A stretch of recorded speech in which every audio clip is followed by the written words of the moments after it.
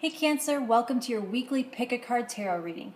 This week we're breaking down this Queen of Cups energy and imagination. And if you want to catch up on where these cards came from, the links to those are below, as well as how to get a personal reading with me.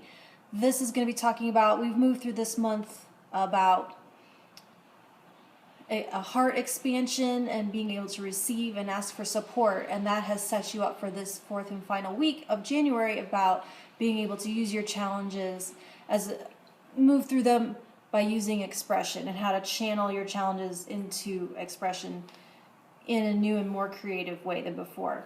And so I'm using the Impressionist Tarot and what's that called again? I'll have to link it below. I can't remember the name of it right now, but I have stack 1, stack 2, stack 3. Is it Vibrational Energy Oracle is what it's called. So please comment and like and subscribe, because I do videos every week and you want to catch up, because these all kind of build on each other and they tell a story. So Cancer, you have Strength,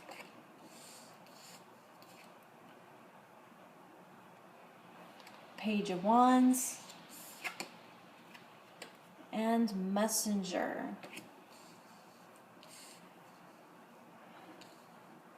So Cancer, stack 1.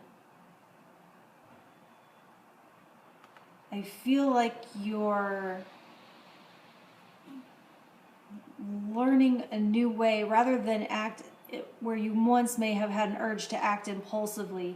You're going to be harnessing that impulse and channeling that impulse into a letter and written communication, whether it's a letter to another person, whether it's a journal entry to yourself, or speaking in some way, making a phone call or making an educational video.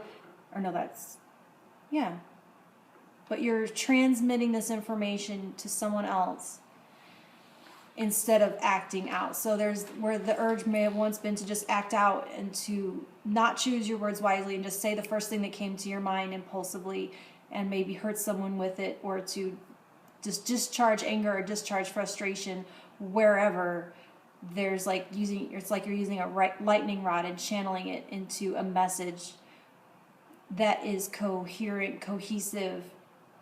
It's like being able to, when you're upset about multiple things at once, and it kind of feels like you're hearing multiple symphonies at once and you can't hear, it's just noise. And so how can you organize, this thought goes with this problem, and this thought goes with this problem, and this feeling is triggered by this issue right here. And so I've got it down to 3 core things that I'm upset about, and now I can address them one by one and ask for what I need around them one by one and have an actual conversation with someone instead of just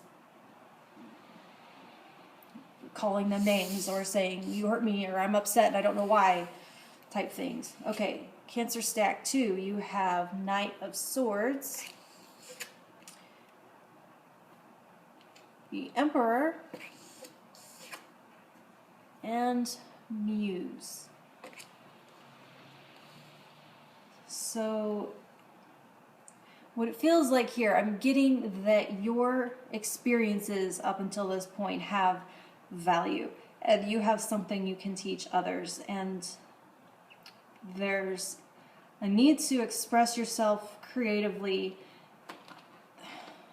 It feels like an autobiography. It feels like you need to write down and use yourself and what you've been through and what you've learned, your authority, and it's like you're an authority on a subject because of what you've been through.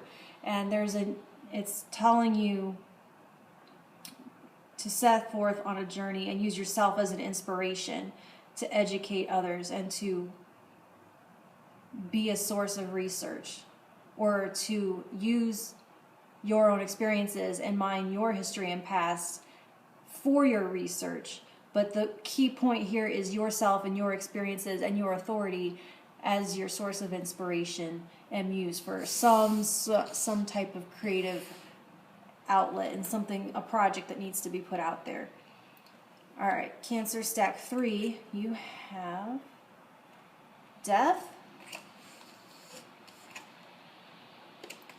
7 of Swords, and Pleasure Dome.